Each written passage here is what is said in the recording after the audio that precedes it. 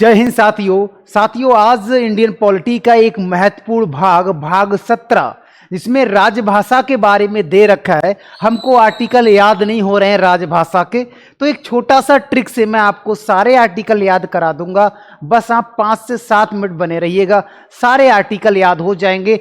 Article 343 से और article 351 के बीच में जो भी आर्टिकल है, और साथियों हर एक एग्जाम में क्वेश्चन यहां से जरूर देखने को मिलते हैं। आर्टिकल पूछा जाता है 343 में क्या है, 348 में क्या है, 351 में क्या है। अगर इसको 5 या 7 मिनट देख लोगे तो आपको कभी निराशा हासिल नहीं होगी।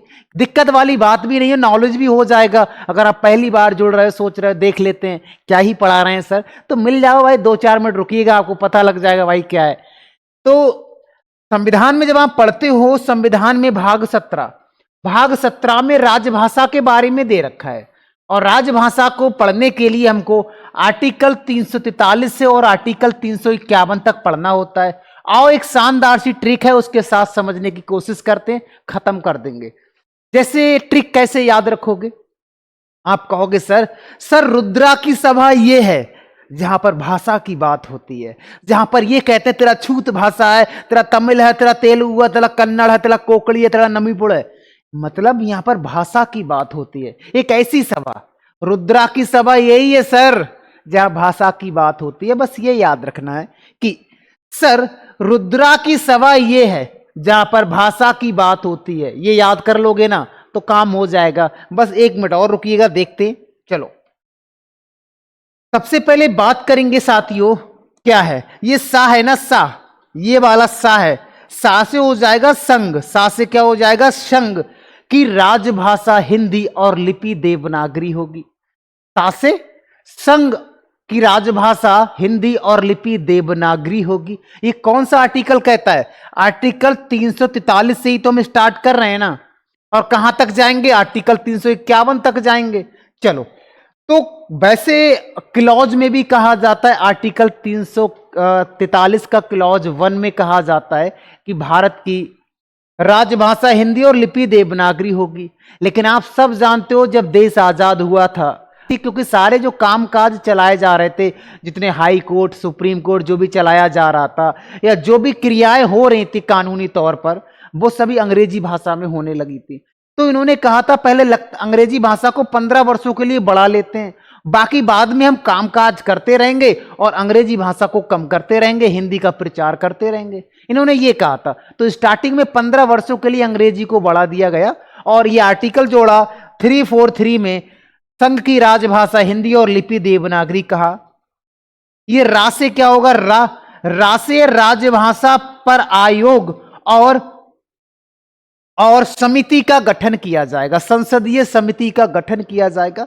उन्होंने कहा था एक राज आयोग भी होना चाहिए, वो समय समय पर देखेगा कि भाई भाषा किस राज्य में कितना पॉपुलर हो रहा है, उस भाषा में उसको मान्यता दिया जाए, और अंग्रेजी की स्थान पर हिंदी को लाया जाए। क्योंकि अभी तक अंग्रेजी में सारे सरकारी काम चल रहे हैं, तो इस आयोग का काम ये था, और ये संसदीय समिति का काम ये था, जिसमें 30 सदस्य होते हैं, 20 लोकसभा के, 10 राज्यसभा के। इनका यही काम था कि हिंदी का प्रचार करना और अंग्रेजी को कम करना। ये आर्टिकल 344 में। फिर ये रा से क्या मतलब है? रा का मतलब है राज्यों के बीच और राज्यों और संघ के बीच संप्रेषण की भाषा। ये कह रहा है कि अगर कोई भी राज्य चाहे, जैसे मान लो फॉर एग्जाम्पल कोई राज्य है, वो कह रहा है कि मेरे राज्य में ये वाली भाषा बोली जाती है। फॉर एग्जाम्पल मणिपुर में मणिपुर वाला भाषा बोली जाती है। तो उन्होंने कहा था कि भाई ऐसा करो, हमारे राज्य में हमारा ही भाषा को कर दो। तो मणिपुर को मणिपुर के लिए कर दिया। इसी प्रकार से अगर आपके राज्य का कोई ज्यादा बड़ा एरिया पर कोई एक भाषा बोली जा रही है, तो आप अपने विधानसभा के कानून द्वारा कर सकते हो। ठीक है, कानून बनाकर कर सकते हो। तो यही कहा गया है आर्टिकल 345 में। ये दा का मतलब क्या है? 2 या 2 से अधिक राज्यों के बीच संपर्क की भाषा।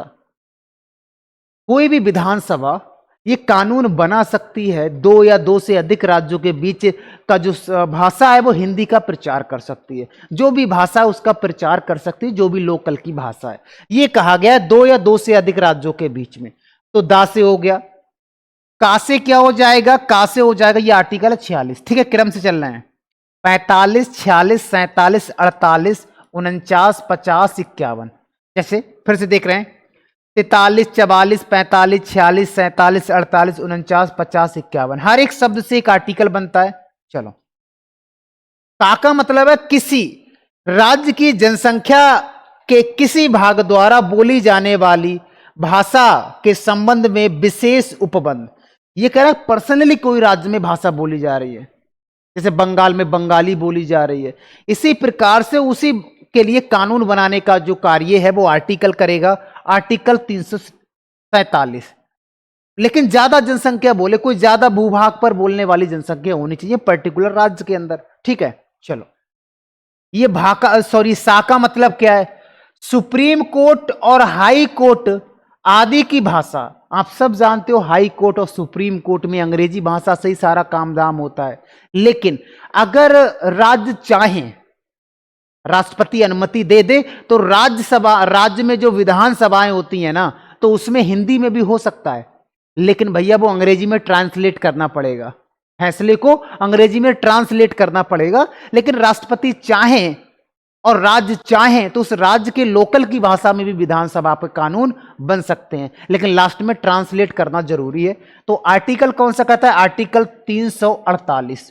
ठीक है, ये भा यहां सरक गया है भाई। ये भा का मतलब है भाषा के संबंध में कुछ विधियां अधिनियम करने का विशेष अधिकार। यानी भाषा के संबंध में जो कानून वगैरह बनाए जाएंगे उस पर अंतिम मोहर राष्ट्रपति की लगेगी, यानी अंतिम सिग्नेचर राष्ट्रपति के लगेंगे। तो भाषा के संबंध जो कानून वगैरह बनाए जाएंगे उसका आर्टिकल 49। या से क्या है? याचना की भाषा। याचना को मैं ये कह सकता हूं सर शिकायत की भाषा। आप किसी सरकारी दरबार में जाते हो शिकायत करने के लिए कि भाई हमारा ये चोरी हो गया, या कोई भी बिल वगैरह, यानी सरकारी में जाते हो, अधिकारी बैठा है और आप जा रहे हो, तो वहां पर जरूरी नहीं कि आप अंग्रेजी भाषा में ही बोलें। जो आपकी लोकल की भाषा है उसमें आप बोल सकते हो और उसमें जाकर अपनी तहरीर या जो भी रिपोर्ट वगैरह देना चाहते हो वो आप दे सकते हो। याचना की भाषा या भाई शिकायत करने की भाषा पर्टिकुलर। फॉर एग्जाम्पल, आप उत्तर प्रदेश में हो और आप रिपोर्ट देने जा रहे हो थाने में, तो क्या आप तेलुगु में थोड़ा रिपोर्ट दोगे? यानी लोकल की भाषा में आप दे सकते हो, ये बोला गया है। ठीक है, आर्टिकल 350। यहां पर दो आर्टिकल पूछे जाते हैं, आर्टिकल 350A और आर्टिकल 350V। दो आर्टिकल बने हुए। आर्टिकल 350A ये कहता है आपकी जो भी मातृभूमि है, फॉर एग्जाम्पल आपका जो भी जिला है, जो भी एरिया है, वहां में जो मातृ बोल सकते हैं शिक्षा मिलती है कक्षा 1 से 5 तक, तो वो मातृभाषा में ही मिलनी चाहिए। ये आर्टिकल 350 का ए कहता है मातृभाषा में शिक्षा मिलनी चाहिए। ठीक है, बी ये कहता है जो भाषाई आधार पर अल्पसंख्यक समुदाय के लोग हैं उनको कुछ विशेषाधिकार यहां पर भाषा के मामले में दिए गए हैं, आर्टिकल 350B में। उसके बाद या से क्या है? हा से है ये वाला, हा भाई ये, ठीक है ना, ये वाला हा से है हिंदी भाषा के विकास के लिए निर्देश, आर्टिकल 351। ये कहता है कि हिंदी भाषा का विकास करे और अंग्रेजी के स्थान पर हिंदी भाषा को लाया जाए, ये बातें की गई हैं। और संविधान में राष्ट्रभाषा का कहीं उल्लेख नहीं है। ये हाथ जोड़कर विनय हमारी, ये बात याद रखेंगे। कई लोग ये कहते हैं कि सर राष्ट्रभाषा हिंदी है, राष्ट्रभाषा हिंदी है ही नहीं भाई, राष्ट्रभाषा का उल्लेख ही नहीं है संविधान में, राजभाषा का उल्लेख है। ठीक है, तो एक बार मैं रिवीजन करा देता हूं, ध्यान से सुनिएगा। सा का मतलब है संघ की राजभाषा हिंदी और लिपि देवनागरी होगी। रा का मतलब है राजभाषा आयोग और संसदीय समिति बनेंगी ताकि आयोग बन जाए, इंग्लिश की जगह हिंदी ले आया जाए। रा का मतलब है राज्यसभा के राज्य के बीच में जो बातें होती हैं संप्रेषण की, उसके ऊपर है। दो या दो से अधिक राज्यों के ऊपर बात की गई है। का मतलब किसी राज्य की ज्यादा जनसंख्या जो भाषा को बोल रही है वो विधानमंडल द्वारा कानून बनाकर आपकी भाषा बन दी जाएगी। ता का मतलब है सुप्रीम कोर्ट यानी उच्चतम न्यायालय लिखा है, सुप्रीम कोर्ट या हाई कोर्ट में जो भाषा बोली जाती है उस पर बात चर्चा की गई है यहाँ पर कि कैसे बोली जाएगी कैसे नहीं बोली जाएगी। वैसे इंग्लिश में ही सारे काम होते हैं, मैंने बताया था। या से याचिका या शिकायत की भाषा, हा का मतलब है हिंदी का विकास वगैरह करें, और ये वाला भा का मतलब है भाषा के संबंध में कानून वगैरह बनाएं। ये सारी बातें की गई हैं।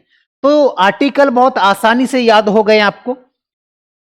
343 से 351 के बीच में आप एक बार स्क्रीनशॉट इसका ले लो ताकि आप याद कर पाओ 2-3 बार में, है ना। चलिए बाकी मिलते हैं नेक्स्ट क्लास में। आज के लिए इतना ही। जय हिंद साथियों।